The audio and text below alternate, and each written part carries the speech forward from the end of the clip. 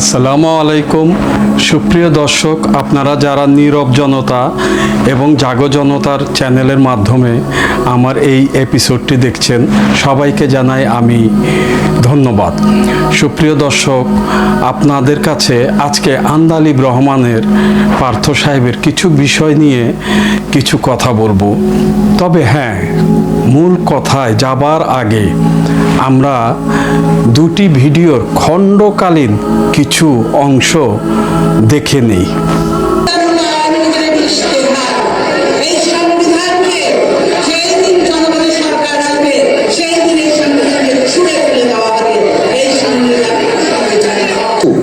এই যে একটা প্রক্রিয়া, সংবিধানকে ছুঁড়ে ফেলে দাও, সংবিধানকে ছুঁড়ে ফেলে দাও। সংবিধানকে ছুঁড়ে ফেলবো কেন? সংবিধানকে মনে করায় দেয় যেটা ৭১-এর পরাজয়ের দলিল।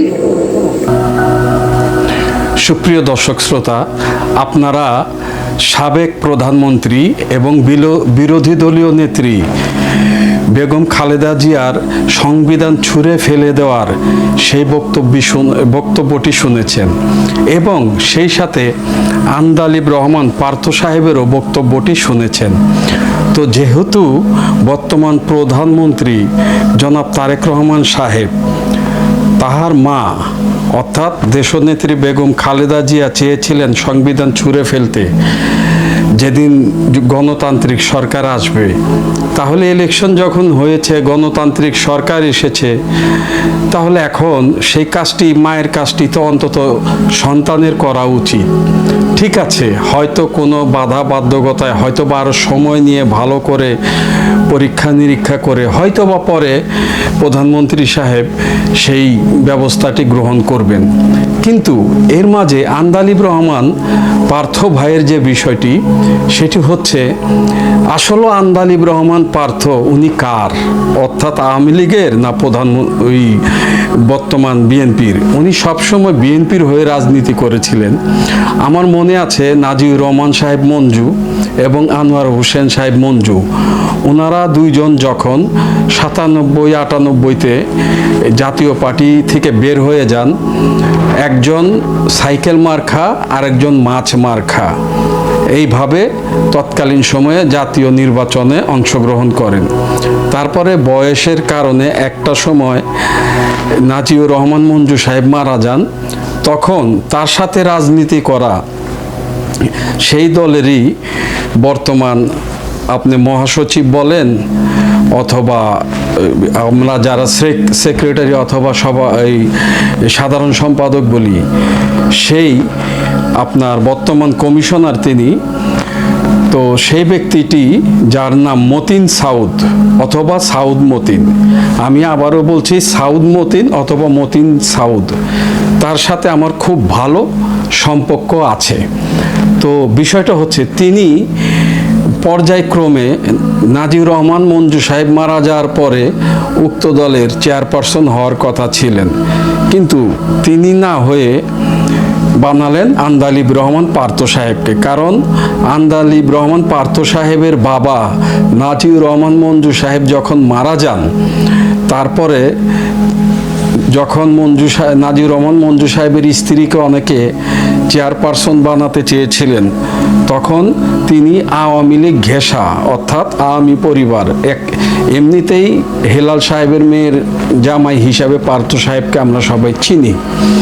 তো যাই হোক, তো একটা পর্যায়ে তার দলের মহাসচিব মতিন সাউদ সাহেবকে করল কি, তিনি এইবার অর্থাৎ ২০২৬-এর নির্বাচনে তিনি ঢাকা ৫-এ নমিনেশন নিয়ে দিবেন অথবা তাকে সুযোগ দিবেন, এই ধরনের প্রলোভন দেখিয়ে পরে নিজে ঠিকই নমিনেশন নিয়ে পর্যায়ে চলে গেছেন।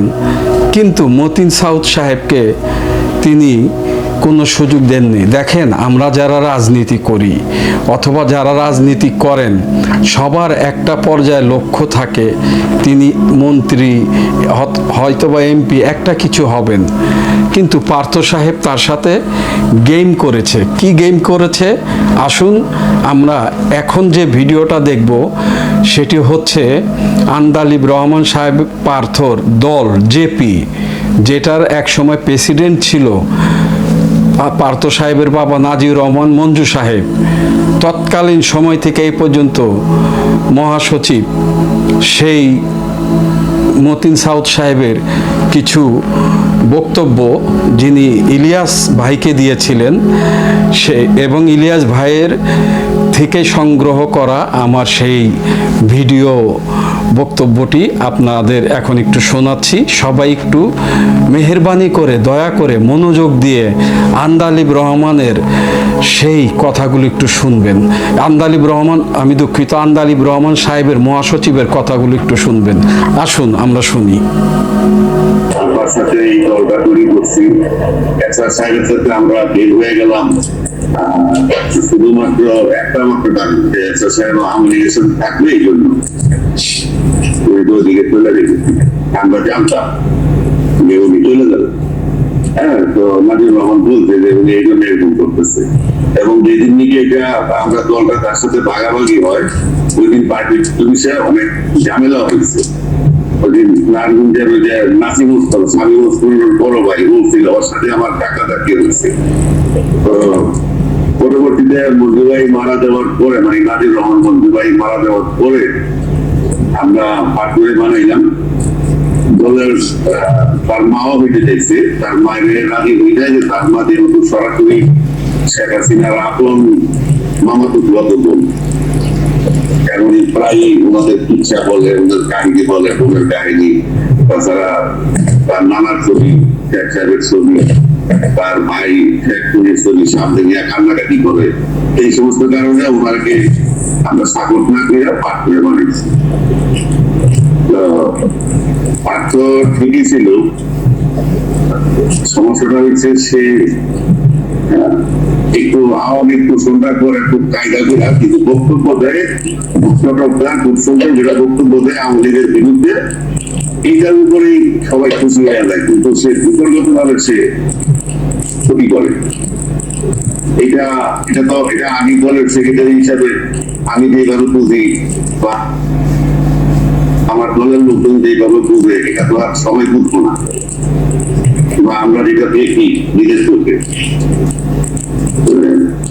আরে আমি বলছি আর কি, এইবারও তাই বলছি। তো আমার বলতেছে, আমার চাচা বলে তুই না বাবার সাথে রাজনীতি করছি, চাচা তোমরা যাই বলো, আমি কি এখন আত্মীয়তার অস্বীকার করে পারবো? আমি আওয়ামী লীগের গালিগালাজ করি, আমার রাজনৈতিক নাগরিকতা আমার কোনো থাকবে না, অবস্থান থাকবে। কিন্তু তারা যদি বিপদে পড়ে, আমি যদি তাদের সাথে তখন সম্পর্ক নষ্ট করে দিই, এটা তো ধর্মেই তো নিষেধ আছে যে আত্মীয়তার সাথে সম্পর্ক চিন্তা করা যাবে না, আমার দোষ। হ্যাঁ, আর দলের কমিটির ব্যাপারে সে ইদানিং যেহেতু সে আওয়ামী লীগের লোক আর গোলাম লোক, এর বাইরে আর কাউকে তেমন করতে চায় না, যার জন্য আমি এককভাবে সই করে।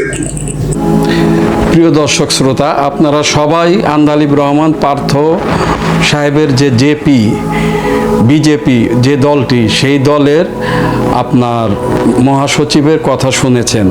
এবার দেখুন আন্দালিব রহমান পার্থ সাহেব অ্যাকচুয়ালি খুব ভদ্র, খুবই সুন্দর একজন মানুষ, যার কথায় পুরো সংসদ কেঁপে উঠে। আজ তার চরিত্রটা দেখুন। কোনো এক সময় যেমন জাতীয় পার্টির সময় জাতীয় পার্টিকে ল্যাং মেরে নাজির রহমান মঞ্জু সাহেব সেই এরশাদ সাহেবের টাকা পয়সাগুলো, বেশ কিছু টাকা পয়সা মেরে দিয়েছিলেন। তো এক সময় বিএনপির সাথেও তিনি তাই করবেন। অ্যাকচুয়ালি কি, মানে আমরা মনে করি কি, এক মুখ সাপ দেখা যায় যে একটা মুখ দিয়ে ছোবল দিবে, দুই মুখ সাপ, সেটা ভয়ঙ্কর।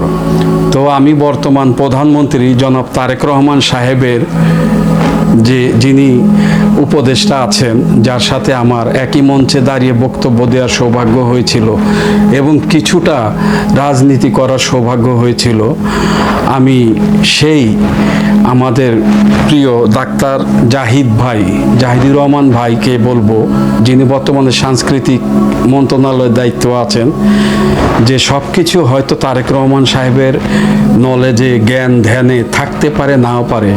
আপনারা দয়া করে দুই মুখো সাপ হতে তারেক রহমান সাহেবকে একটু চেষ্টা করবেন রক্ষা করতে, এবং ভালো মন্দ তিনি আমাদের চাইতে ভালো চেনেন, তবুও সতর্ক করার উদ্দেশ্যে আমার এই ভিডিও। আর আন্দালিব রহমান পার্থ সাহেব, আসলে আপনাকে বলার মতো কিছুই আমার নেই, হয়তোবা আপনার সামনে কথা বলার যোগ্যতা আমার নেই। আপনি শেখ পরিবারের লোক, কিন্তু নিজের দলের লোকের সাথে হয়তোবা কথা বরখেলাপ করাটা আপনার ঠিক হয়নি। প্রিয় দর্শক শ্রোতা, আমি এই মাটির, এই দেশের সন্তান, আমার যদি কোনো ভুল হয়ে থাকে তাহলে দয়া করে ক্ষমা করে দিবেন। আল্লাহ হাফেজ।